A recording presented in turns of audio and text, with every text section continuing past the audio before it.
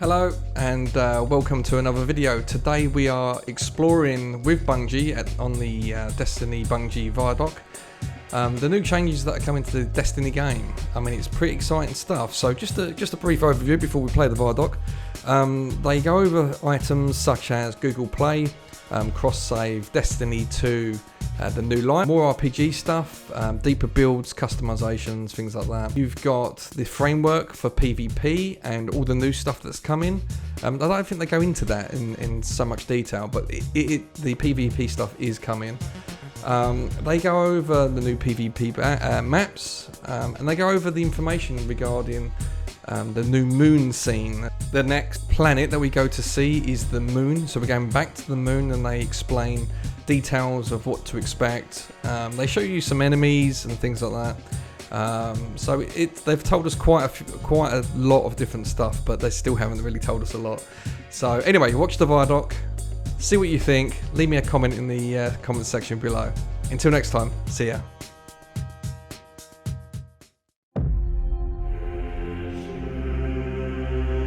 This really is the beginning of a new era, and I think beginning is an important part of that sentence.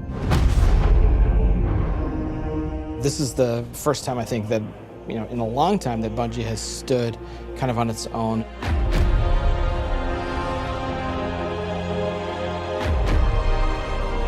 And we're self-publishing. It's a really big deal. There's a huge opportunity here for us to really make our own decisions. It's a turning point for us. We are in charge of our own destiny. It's empowering and terrifying at the same time. There are only two groups who are going to decide what happens to Destiny next: Bungie and the players who play Destiny.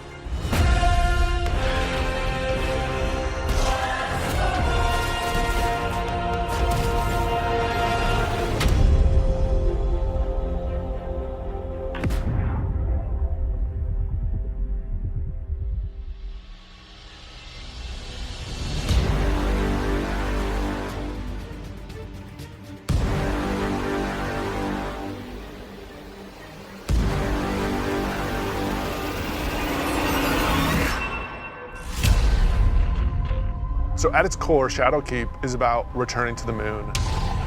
We haven't been in the moon in a while, since Destiny 1, and a lot's changed.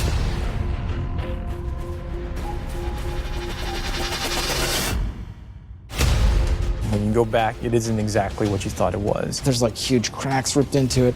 There's a weird scarlet fortress. And so the context of the moon has been updated entirely. This isn't just about the hive anymore. It's about something else, something terrifying.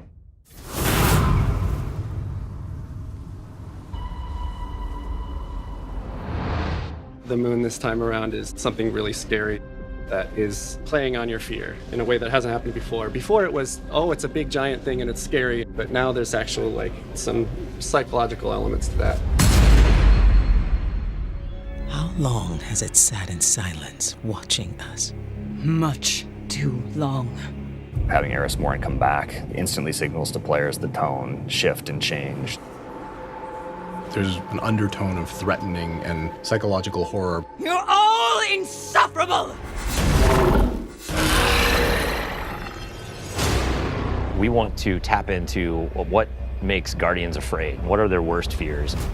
Shadowkeep refers to the things that Eris unleashed on the solar system. Nightmares are manifestations of a Guardian's past. What if the villains that you thought were well into the ground actually weren't, and they were being resurrected by the darkness? Eris is trying to figure out how she unleashed this kind of madness, and so she needs your help.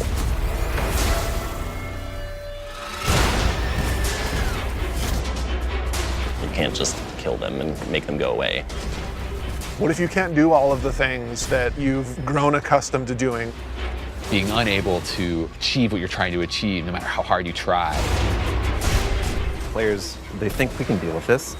We killed Crota, we killed orcs. No big deal, right? Well, you're gonna get there and you discover it's a bigger deal than you even thought it could be. The darkness is actually a lot closer than you realized. Now you know my suffering.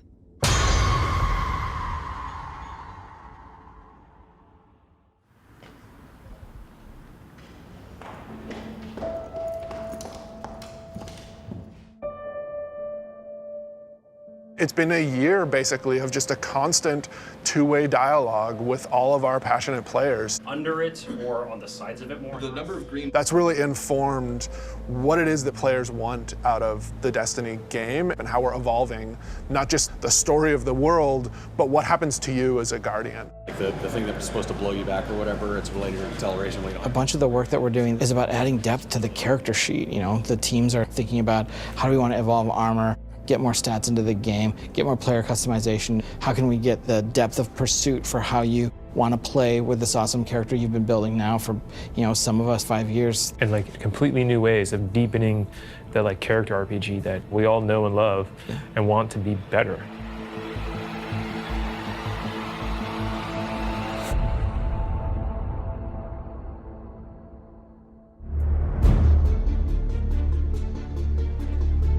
In Shadowkeep, we are fundamentally evolving the systems and moving the world forward. You want to bring some of that sci-fi element back to it, where it's like some like panels or exactly. something. We've been dancing this line between of like, are we RPG enough? Are we not RPG enough? And now we're like, you know what? Screw it. Let's just go all in and just say like, hey, let's give players what they want. Allow them to kind of like customize the players and their habits and their game modes and all that stuff as much as they want to. So in Shadowkeep, what we're doing is changing the way that armor, perks, and mods work pretty significantly. Right now in the game, if you have an armor set that you like the look of, but you have another armor set that you like the way it plays, you're probably going to pick the one that you like the way it plays. Armor 2.0 is focused on allowing you to take the mods that you've unlocked and apply them to any given piece of armor. When I move my cursor over one of these mod sockets, it immediately shows me all of the mods that are available to me. Personally, I'm excited about the artifact. Players just get to kind of like fidget with these knobs and switches and do all the things that they want to do. When you get to this last tier, each of these perks gets relatively close to what an exotic might feel like. That's going to be a lot of fun. It's going to be a lot of fun.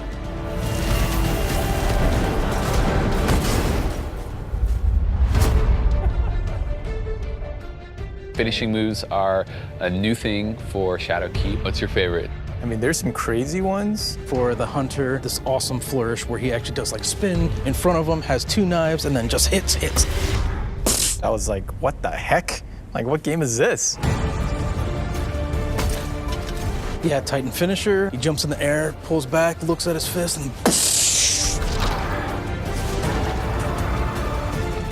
it's kind of like the dunk. There's so many different ways to dunk. You can behind the back, you know, 360, cartwheel, whatever.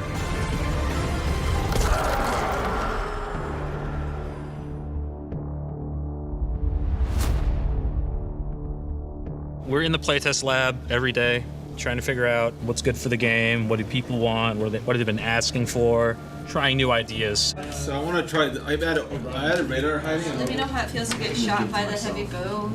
I am working on an exotic heavy bow, and I'm just working on figuring out some knockback, trying to see how big this, okay, that's probably too much, but you get the idea. This is an exotic trace rifle. Fire it on an enemy and it creates a big old crit spot. Here's a hand cannon that Victor's working on. It fires special ammo, and it's a little bit like a one-handed sniper.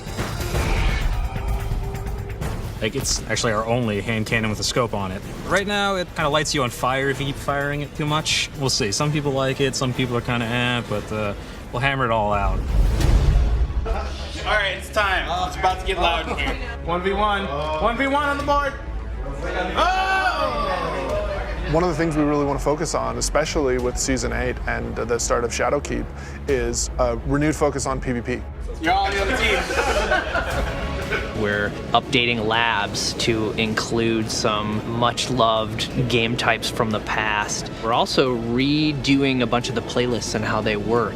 But the really important thing for players to know is this is just the beginning. This is us building the foundation of what we're doing with the Crucible going forward.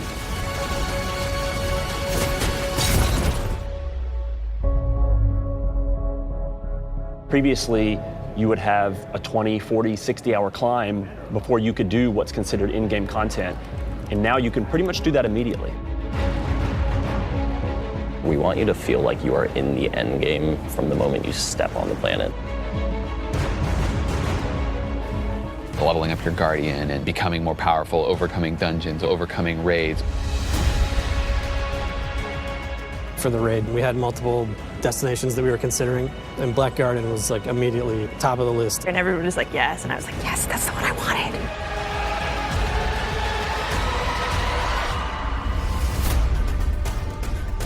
With Forsaken, we started finding more ways for players to customize and personalize their character and differentiate themselves. Shadowkeep's going to push even further in that direction.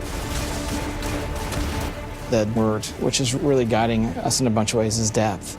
It's about experiential depth. When we look at how we're thinking about the next 3-5 years, it's really important to us.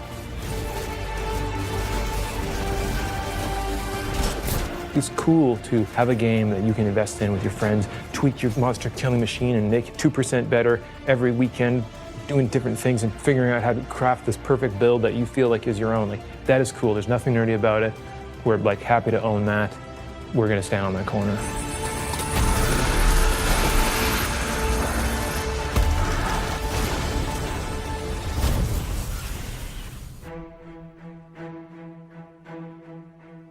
As things change, if the game doesn't feel like it's changing to meet the new landscape, it just all fall down. You know, part of our DNA is finding different ways to bring people together. We needed a way to crush the barriers between friends. We all have friends who could play Destiny, who are interested in it, but then we think about recommending it like, oh man, you're gonna have to play about 40 hours by yourself, and then you gotta pay all this money, and you know, maybe you should just play something else. And that can't be the story. We need an entry point for your friends to be able to get into Destiny. This is just simply about bringing people together to make it easy for players to enter this universe. There's a new entry point coming out in September called New Light, and New Light is a free-to-download experience. We're going to start off in the same place where Guardians first came into the world. Guardian. Guardian? Eyes up, Guardian. It worked. You're alive. You started in the Cosmodrome. You're going back. Going back. Yeah, blast from the past. Okay, it's not going to break orbit, but it just might get us to the city. It's as easy as come in, make a character, play the amazing introduction to the game, and then land in the tower. And then we'll set them loose to open up the world as they see fit. And have sort of an array of potential in front of you. You can just start playing the game and get into some of the same activities that your friends might be playing. The campaigns from D to Year One, the Red War, Curse of Osiris, Warmind. Every world we have will be available for them to explore and to free roam and to do bounties on. Every cooperative strike, whether they're playing with friends or matchmaking, every competitive multiplayer map. The D2 Year One raids like Leviathan. Full access to Gambit, the hybrid mode that we have. All these things are available to them for nothing.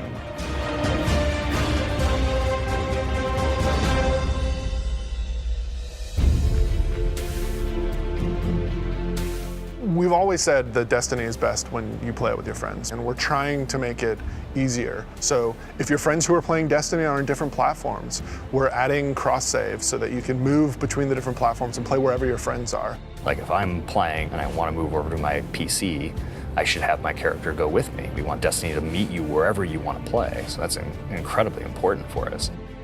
We wanted cross-save before we shipped Destiny 2, right? Like a bunch of it was built. We just couldn't get there for capital R reasons. Many of those reasons have disappeared. So we are headed full steam ahead on that. And we got to figure out how we're going to get there and how we're going to give the players what they want.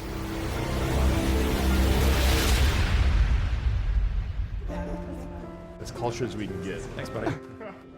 Our original vision for Destiny was a world that would evolve and change. We're leaning really hard into that because we believe that's where the future of Destiny is.